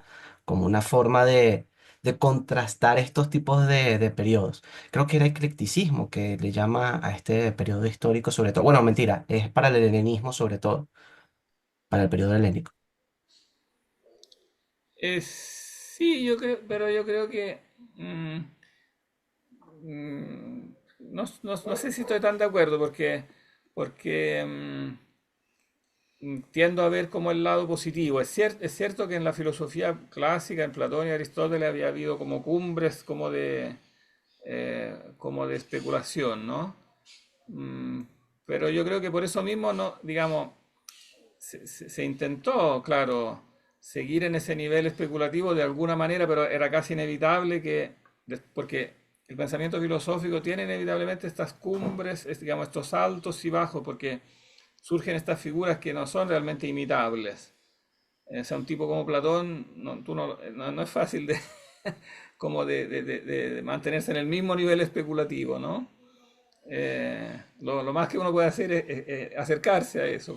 Entonces, claro, ellos intentaban acercarse a eso, pero yo creo que fueron fieles a esa, en gran parte, digamos, en términos generales, fueron fieles a esa idea que también tiene Platón y Aristóteles, que por muy especulativos que se pusieran, nunca olvidaban el lado práctico, que la filosofía sirve para hacer el bien, finalmente, y para buscar la felicidad. Y eso tiene que ser una unidad. No pueden las dos cosas desconectarse, ¿no? Entonces, claro, en ese aspecto los cristianos crearon, digamos, cuando plantearon la filosofía cristiana, insertaban en este concepto de filosofía el aspecto práctico, mucho más de lo que lo hacemos nosotros. Nosotros, claro, en el concepto mismo hemos perdido esa conexión con lo práctico. Y cuando uno dice, ¿qué te diga la filosofía? Ya, nadie piensa que eso tenga un impacto práctico. Es como, claro, es como si tú dijeras, ya, me dedico a la física cuántica. Claro, muy interesante, pero claro, eso tiene después su aplicación práctica en cosas externas, ¿no? Pero no se capta la aplicación ética como de eso. Es difícil. Y eso uno lo vive, claro, en la facultad. Yo diría hoy en día todavía se vive, no solo en las facultades de filosofía, sino también en las de teología.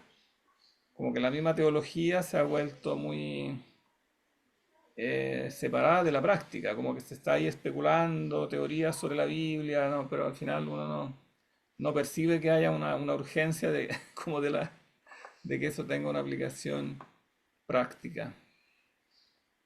O cuando la tiene, claro, en el caso que la tiene se ideologiza, claro, la aplicación práctica se hace, pero con algún esquema moderno, como de aplicación de alguna ideología moderna, pero no de lo que realmente es el contenido de la Biblia como tal. Bien.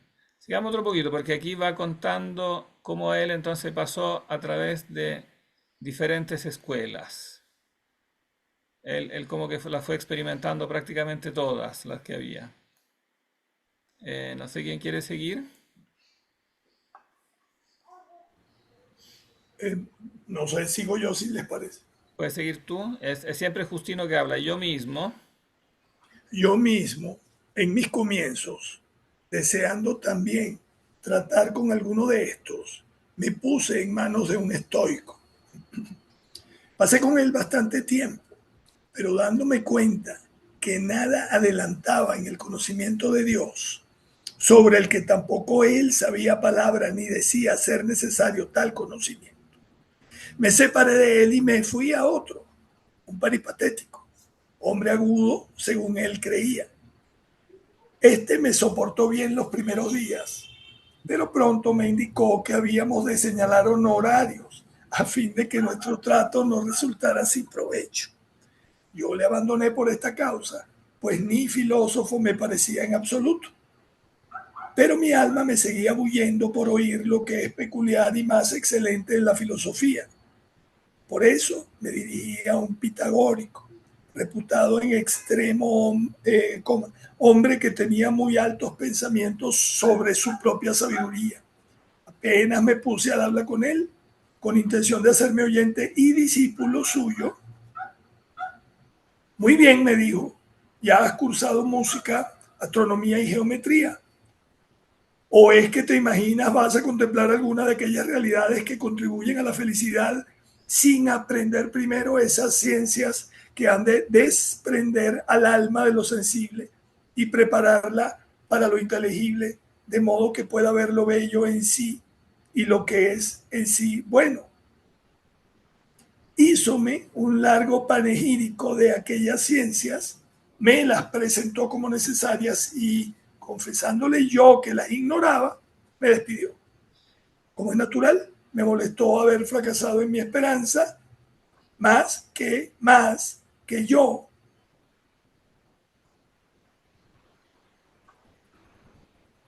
Espera que, Eh, espérate que tengo que tranquilo. verla. Más que yo creía. Más que yo creía que aquel hombre sabía algo. Por otra parte, considerando el tiempo que tendría que gastar en aquellas disciplinas, no pude sufrir diferirlo para tan largo plazo. Estando así perplejo, me decidí por fin a tratar también con los platónicos, pues gozaban también de mucha fama. Justamente por aquellos días había llegado a nuestra ciudad un hombre inteligente, una eminencia entre los platónicos, y con este tenía yo mis largas conversaciones y adelantaba y cada día hacía progresos notables. La consideración de lo incorpóreo me exaltaba sobremanera. La contemplación de las ideas daba alas a mi inteligencia.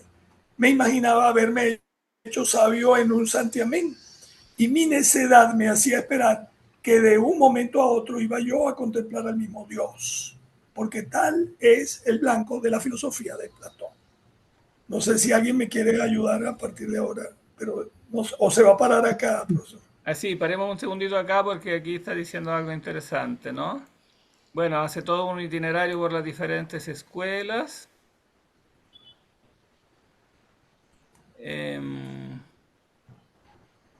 no dice mucho de cada una. Sí de la pitagórica dice algo eh, que tiene que ver con, claro, con lo que es propedéutico a la filosofía, ¿no? Que se necesita como para llegar a la filosofía, primero cursar música, astronomía, geometría.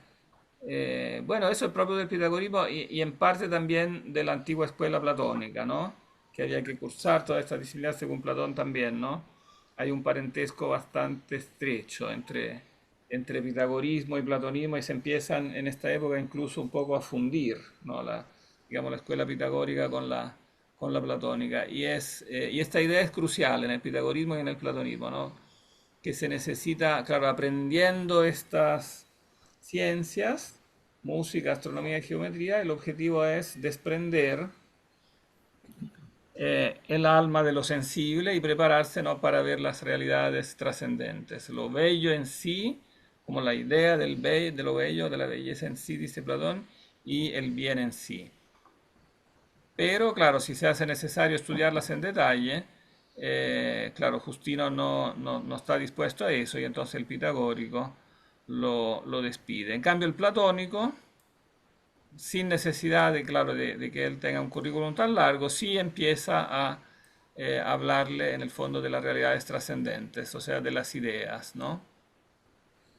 Y hace entonces largas conversaciones sobre las ideas, la consideración de lo incorpóreo. Y entonces esto es como visto como un ascenso hacia Dios, pero evidentemente como lo está presentando aquí Justino, tiene un lado, o sea, lo está presentando con una cierta ironía, ¿no? Me imaginaba haberme hecho sabio en un santiamén, ¿no? Y mi necedad me hacía esperar que de un momento a otro iba yo a contemplar al mismo Dios, porque tal es el blanco de la filosofía de Platón. O sea, hay algo muy, muy válido, muy atractivo, ¿no? Y sin embargo también puede haber como una especie de equívoco en como en esta búsqueda de Dios que proponen los platónicos. Carlos. Sí, profe, justamente le iba a preguntar que si esa parte era como una especie de tono sarcástico, porque lo que se me vino a mi cabeza, bueno, ya pensando en filósofos más contemporáneos, por ejemplo, Paul Ricoeur, que él habla de toda filosofía teórica crea no solo su criterio de verdad, sino que crea tanto su sujeto como su objeto. O sea, la impresión que me dio esta parte del texto es que hay algo como de, por así decirlo, de real fuera de la mente humana de los objetos de estudios platónicos. Esa fue la impresión que me dio. O sea, como que es una filosofía muy robusta, pero dentro de su, em, digamos, dentro de sus parámetros, ¿no? Este, cosa que me hizo pensar, bueno, en ese sentido, en ese parafraseo que le comenté de este filósofo contemporáneo, Paul Ricard, Mm, que al final, bueno, claro, tú me das básicamente cómo opera la realidad y me dices cómo funciona, y de aquí para allá, de allá para acá, o sea, básicamente me estás dando, por así decirlo, unos códigos hermenéuticos de la realidad. Y bueno, ahora las cosas tienen sentido, ¿no? Pero creo que como que su crítica que no necesariamente estás dando en el clavo, ¿no? O sea, ahora tiene sentido, eso te lo compro, pero no necesariamente es el sentido correcto, podría ser. Es la impresión que me dio esta parte del texto. mm, mm. Claro, o sea, aquí lo que él después va a analizar más este punto, el equívoco que puede crear el platonismo es que, claro, habla correctamente de muchas cosas, por ejemplo, la realidad de las ideas, de lo incorpóreo, las nociones sobre Dios. O sea, como construcción teórica tiene muchas cosas que funcionan bien, pero eso puede crear el equívoco de que entonces vamos con estos conceptos a poder contemplar como directamente a Dios, o sea, sabiendo cosas correctas sobre Dios, su sabiduría, su incorporeidad, etcétera, o sea, todas cosas correctas, ¿no? Y por lo tanto entusiasman, porque uno como que intuye que son verdaderas y Platón te da como demostraciones correctas, pero eh, puede generarse el equívoco de que entonces a Dios se llega solamente mediante esta conceptualización en el fondo, ¿no? Y eso crea un espejismo. En el fondo, claro, me imagino que voy a contemplar a Dios, pero en realidad solo conozco cosas, pero no tengo el camino. Eso después también lo planteará bien, lo explicará bien Agustín, cuando dirá después en las confesiones que los filósofos me muestran como cuando yo de una colina, claro, veo una montaña muy alta, la filosofía la compara con una colina, claro, al subirme a esa colina yo gano un punto de vista privilegiado de donde puedo mirar la cordillera y efectivamente tengo una visión como entusiasmante de las montañas altísimas que están ahí al frente, aparentemente cercanas, que casi me parece que las puedo tocar, pero en realidad no me dice nada del camino, de cómo ya, digamos, de cómo yo tendré después que encontrar el sendero que después llevará realmente a poder conquistar la cima de la montaña, ¿no? Me da entonces esta sensación que yo al solo verla, ya la conquisté. Y entonces el filósofo dice, tiene paradójicamente este peligro de transformarse en necio, como dice acá, mi necedad, claro, porque cree que está casi a punto de tocar a Dios, pero en realidad está muy lejos en la práctica, ¿no? Pues se necesita algo como práctico, claro, finalmente ético, ¿no? Entonces un camino que es difícil después y que no basta con una, digamos, con una conceptualización. Ciertamente que la conceptualización es importante. Después Justino dirá, digamos, lo que sigue el diálogo, mostrará que hay conceptos que efectivamente son válidos y que no hay que despreciarlos, ¿no? Pero, no, claro, no hay que caer eh, en este como espejismo. Muchas gracias por la precisión, profesor. Y a este punto, justamente, claro, cuando un poco con este tono sarcástico dice, este es el blanco de la filosofía de Platón, claro, contemplar a Dios, el diálogo tiene como una interrupción O sea, cambia el interlocutor. Hasta ahora era Trifón, con el que después volverá a conversar después, pero ahora él relata del encuentro con otra persona. O sea, ¿quién fue que finalmente le hizo cambiar el enfoque? Y bueno, y este resultará que es un cristiano, ¿no? Entonces él, como platónico, en el fondo ya convertido al platonismo, ahora él narra el encuentro que tiene con un anciano, y este anciano se descubrirá que es cristiano, ¿no? Entonces cambia el paisaje y nos narra otra conversación. No sé si alguien ahora quiere sustituir a Miguel. Sí, yo lo hago. Vale, entonces, con esta disposición de ánimo, determiné un día henchirme de abundante soledad y evitar toda huella de hombres, por lo que marché a cierto paraje no lejano del mar, cerca ya de aquel sitio en que había yo de encontrarme a mis solas. Me iba siguiendo a poca distancia un anciano, de aspecto no despreciable, que daba señas de poseer blando y venerable carácter. Espera, Volvíme discúlpame un yo, segundito. sí,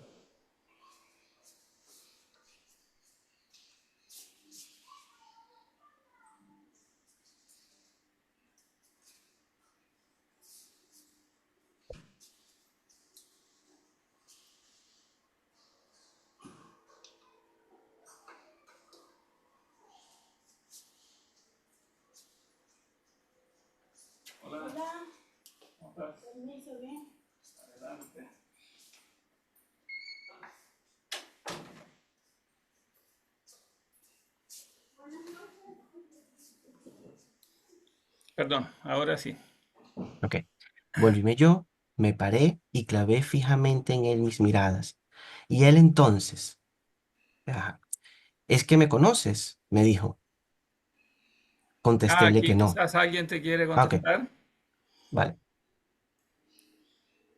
¿Quién va a ser el anciano? Sí, profesor, está bien. Francisco Javier. Sí, está bien, profe. Perfecto.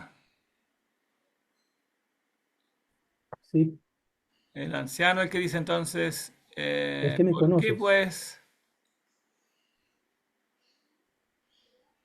Ah, de acuerdo. Hay la última línea de la página. ¿Y por qué ¿Por pues qué, me pues, miras? me miras de esa manera? Sí. ¿Por Va, qué, pues, me dijo, me miras de esa manera?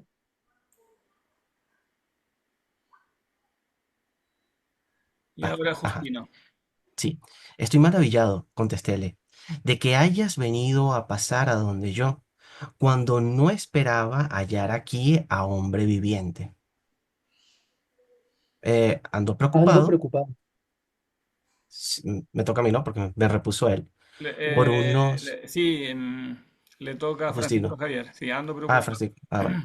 Ando preocupado, me repuso él, por unos familiares míos que están de viaje. Vengo, pues, yo mismo a mirar si aparecen por alguna parte. ¿Y a ti, qué te trae por acá? Me gusta. Le dije, pasar así el rato, pues puedo sin estorbo conversar conmigo mismo. Y es así que, para quien ama la meditación, no hay parajes tan propios como estos. Luego, tú eres un amigo de la idea y no de la acción y de la verdad. ¿Cómo no tratas de ser más bien hombre práctico que no sofista? Ok. ¿Y qué obra, le repliqué, mayor cabe realizar que la de mostrar cómo la idea lo dirige todo y, concebida en nosotros y dejándonos por ella conducir, contemplar el extravío de los otros y que nada en sus ocupaciones hay sano ni grato a Dios? Porque sin la filosofía y la recta razón, no es posible que haya prudencia. De ahí que sea preciso que todos los hombres se den a la filosofía y ésta tenga por las más grandes y más honrosa obra, tenga por la más grande y honrosa obra, dejando todo lo demás en segundo y tercer lugar, que si ello va unido a la filosofía, aún podrán pasar por cosas de moderado valor y dignas de aceptarse. Mas si de ellas se separan y no la acompañan, son pesadas y viles para quienes las llevan entre manos. La filosofía, pues, produce felicidad.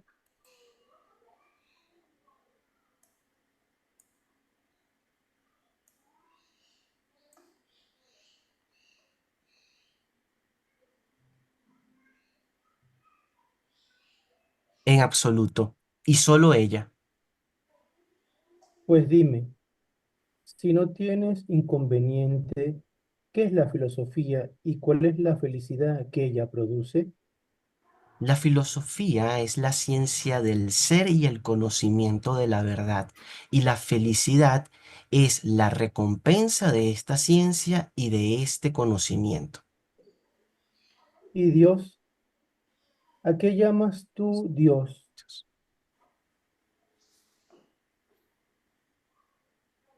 Responde Ok, Justino. ajá, sí. Lo que siempre sea del mismo modo e invariablemente y es causa del ser de todo lo demás. Eso es propiamente Dios. Tal fue mi respuesta y como mostraba gusto en escucharme, prosiguió preguntándome. Ese nombre, Disculpa. es, ese nombre de ciencia no es común a diferentes cosas, porque en todas las artes el que las sabe se llama sabio en ellas. Por ejemplo, la estrategia, la náutica, la medicina. En lo referente a Dios y al hombre no pasa lo mismo. ¿Hay alguna ciencia que nos procure conocimiento de las cosas mismas divinas y humanas e inmediatamente nos haga ver lo que en ellas hay de divinidad y de justicia? Claro que sí. Entonces, ¿es lo mismo saber del hombre o de Dios que saber música, aritmética, astronomía u otra materia semejante? De ninguna manera. Luego, no me respondiste bien antes, porque hay conocimientos que nos vienen del aprendizaje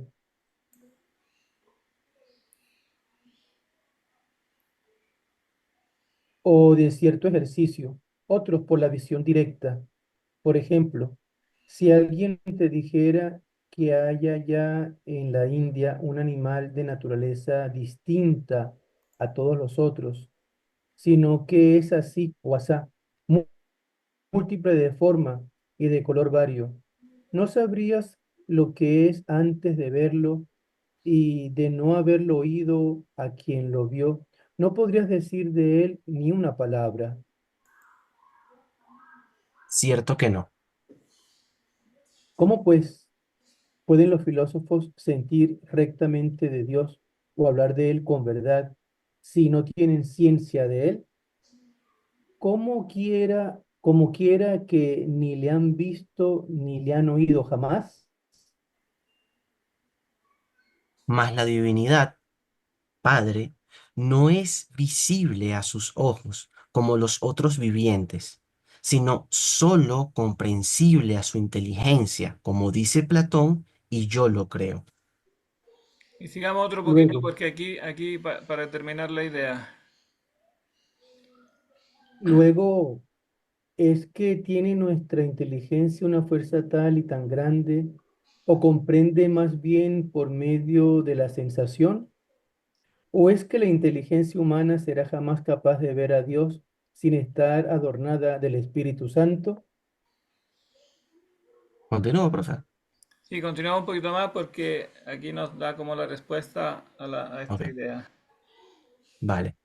Platón, en efecto, afirma que tal es el ojo de la inteligencia y que justamente nos ha sido dada para contemplar con él por ser ojo puro y sencillo, aquello mismo que es, y que es causa de todo lo inteligible, sin color, sin figura, sin tamaño, sin nada de cuanto el ojo ve, sino que es el ser mismo, más allá de toda esencia, ni decible ni explicable, lo solo bello y bueno, que de pronto aparece en las almas de excelente naturaleza.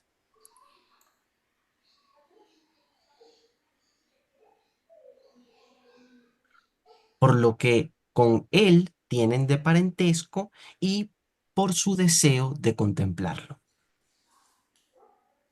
¿Cuál es, pues, nuestro parentesco con Dios? Es que el alma es también divina e inmortal y una partícula de aquella soberana inteligencia, y como aquella ve a Dios, también ha de serle acceder a la nuestra, comprender la divinidad y gozar la felicidad que de ahí se deriva. Absolutamente.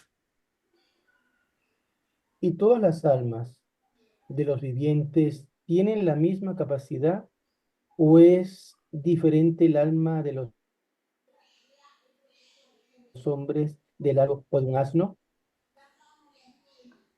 No hay diferencia alguna, sino que son en todos las mismas.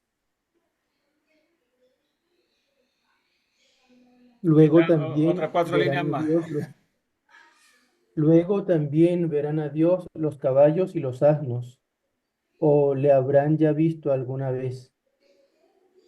No, pues ni siquiera le ve el vulgo de los hombres, a no ser que se viva con rectitud después de haberse purificado con la justicia y todas las demás virtudes.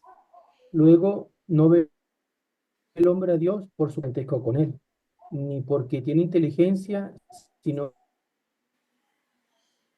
porque es.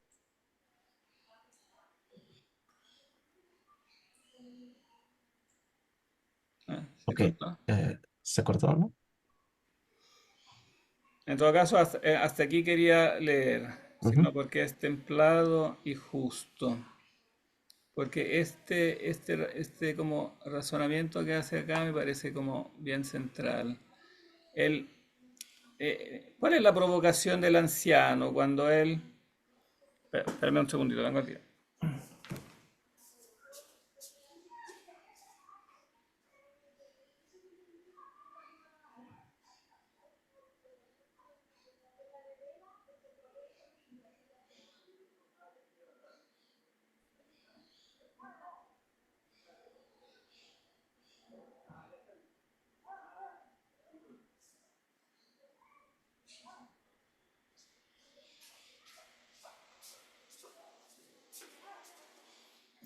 Se fue el audio. Perdón, tengo que hacer una pequeña tarea que va a durar unos 5 minutos. ¿Tienen todavía unos 5 minutos, después unos 10 minutos para terminar aquí la idea? Sí, profe. Sí, Voy a parar un segundo la grabación entonces, ¿ves? A ver, pausa, voy a poner en pausa la grabación. Liberalismo. Ah, Perdón, sí, voy a tener que irme pronto, pero quería terminar aquí la idea. El anciano aquí le plantea un problema epistemológico. En el fondo le dice, ¿cómo conocemos a Dios, no?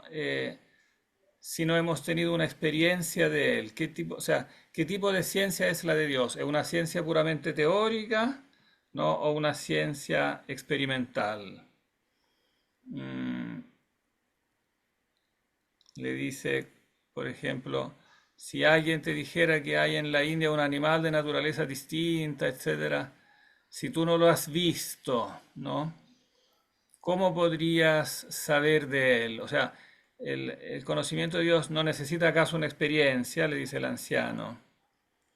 Pero Justino replica que en la inteligencia hay un ojo que ve en el fondo lo incorpóreo. O sea, Entonces hay un elemento que no es de experiencia, sino que viene en el fondo de la idea del ojo de la inteligencia que puede ver, que puede llegar a esta conceptualización sobre Dios, ¿no?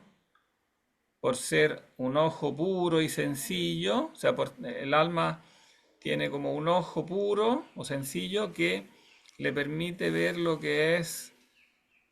eh, que es más allá de toda esencia, más allá de todo, de toda forma corpórea, sin figura, sin color, sin tamaño, sin nada de cuanto el ojo ve.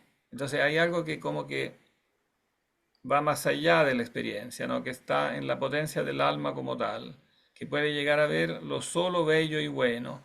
Aquí está sintetizando, bueno, en la nota lo pone, está sintetizando dos pasajes canónicos de los diálogos platónicos, el Fedón y después también el Simposio, ¿no?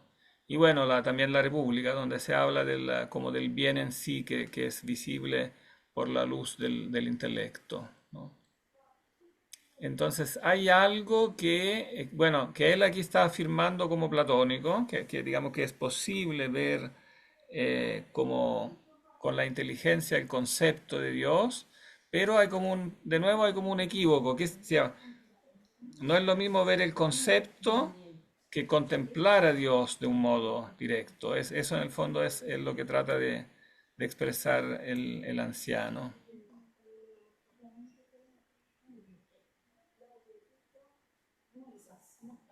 Porque en el fondo del hecho de que es posible esta contemplación, se puede deducir que entre el hombre y Dios hay un parentesco, por lo que con él tienen de parentesco y por su deseo de contemplarlo. Pero el punto difícil de entender es precisamente cuál es exactamente este parentesco. Ese es el punto, ¿no? Claro, ¿cuál es este parentesco? Es que el alma es también divina e inmortal y una partícula de aquella soberana inteligencia, y como aquella ve a Dios, también ha de serle hacedero a la nuestra comprender la divinidad y gozar la felicidad que de ahí se deriva. O sea, este parentesco significa que el alma es una partícula de Dios, es como una parte de Dios, ese es el punto clave, ¿no? No sé si se entiende el punto. Ujú. Sí. Carlos. Sí, profe, conectando un poco el comentario que le había hecho anterior, me parece curioso cómo él termina, ¿no? Esta última parte que leímos con el tema de ser templado y justo, ¿no? Creo que es como termina eh, el anciano, ¿no? Ah, claro, Y no, pero claro, es que ahí precisamente el anciano lo está como atrayendo a una especie de trampa, porque se le está diciendo, ah, ya, tú entonces dices que el alma es una partícula de aquella soberana inteligencia y como aquella ve a Dios, entonces por eso puede comprender la divinidad, porque es una partícula del mismo Dios. Y él le dice absolutamente, o sea, absolutamente sí, no, es así. Pero entonces, ¿cómo es que todos lo ven? También los caballos, los asnos. Primero dice que no hay diferencia, que el alma es igual para todos, pero después se contradice, ¿no? Dice, luego también verán a Dios los caballos y los asnos. Y él entonces dice que no, no, pues ni siquiera le ve el vulgo de los hombres, a no ser que se viva con rectitud, después de haberse purificado con la justicia y todas las demás virtudes. Entonces no basta, o sea, este parentesco no puede ser entendido de un modo que afirme que nosotros somos de la misma naturaleza de Dios, ¿no? Porque si fuera así, no podríamos portarnos mal, ¿no? No necesitaríamos purificación. Entonces la respuesta es la contraria. Luego, no ve el hombre a Dios por su parentesco con él, ni porque tiene inteligencia, sino porque es templado y justo. O sea, se necesita entonces un acto del libre albedrío. Se necesita que, claro, que que el hombre como acepte esto como un don que viene de Dios, pero que primero necesita tomar esta opción, ¿no?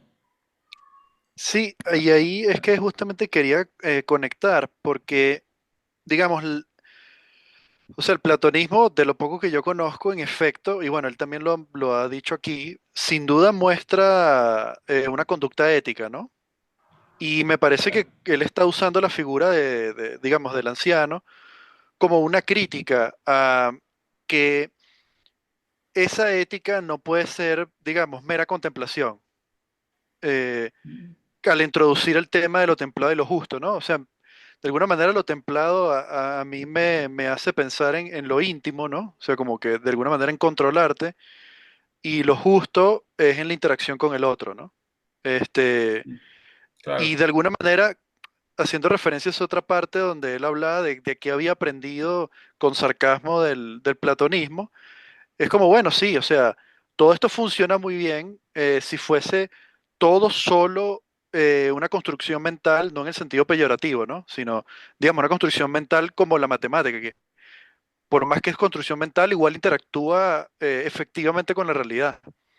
Pero no sé por qué me sigue pareciendo que el autor está tratando de llevarlo a, digamos, a una ética en líneas generales como más práctica en el ámbito, pues, en el ámbito de la convivencia con otros, ¿no? Sean otros hombres, los animales, Dios, otro tipo de figuras, etcétera.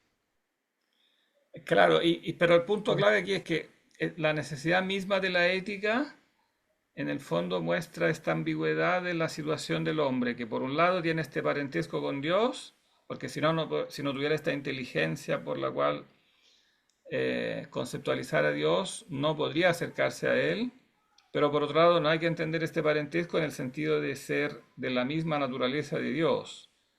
Entonces, hay como, es como en el fondo esta doble vertiente del hombre. Por un lado es divino en el sentido que tiene una inteligencia capaz de acercarse a Dios, tiene este parentesco, es imagen de Dios, para decirlo, no con el término bíblico, es imagen de Dios, pero de eso no hay que saltar a decir que el hombre es divino en el sentido de que, porque si no, no necesitaría la ética, no necesitaría, y el hecho que puede portarse mal, y por lo tanto alejarse de Dios, significa que no es Dios y que necesita entonces una purificación y necesita, bueno, y después finalmente necesita de la gracia, ¿no? Bien, yo lamentablemente me tengo que escapar ahora, así que los dejo con estas reflexiones y como tenemos pocas clases, la próxima vez vamos solamente a resumir. La idea sería que siguieran aquí, que pudieran seguir con la lectura de esas páginas que quedan, porque no las vamos a poder leer, analizar todas, porque tenemos que pasar al amigo San Agustín la próxima vez. Entonces la idea sería que la pudieran como terminar de leer y anotar eventuales dudas o preguntas, pero como que en los conceptos clave yo creo que alcanzamos a analizarlos. Bien, ahí entonces Miguel quedó de hacer el grupo, así que ahí cualquier cosa también nos vamos a estar comunicando con el grupo, por el grupo. Sí, en este momento Miguel tuvo que dejar la clase, pero él se comprometió a hacerlo. Ah, sí, vi que salió, pero se comprometió a hacer eso. Sí. Ya, perfecto. Un gusto entonces. Bueno, igualmente. Muchas gracias, profesor. De Buenas noches. nada. Gracias, Profesor, muchas profesor. Hasta la Feliz gracias. noche. próxima. Muy buenas noches. Hasta luego. Chao. Chao, hasta luego.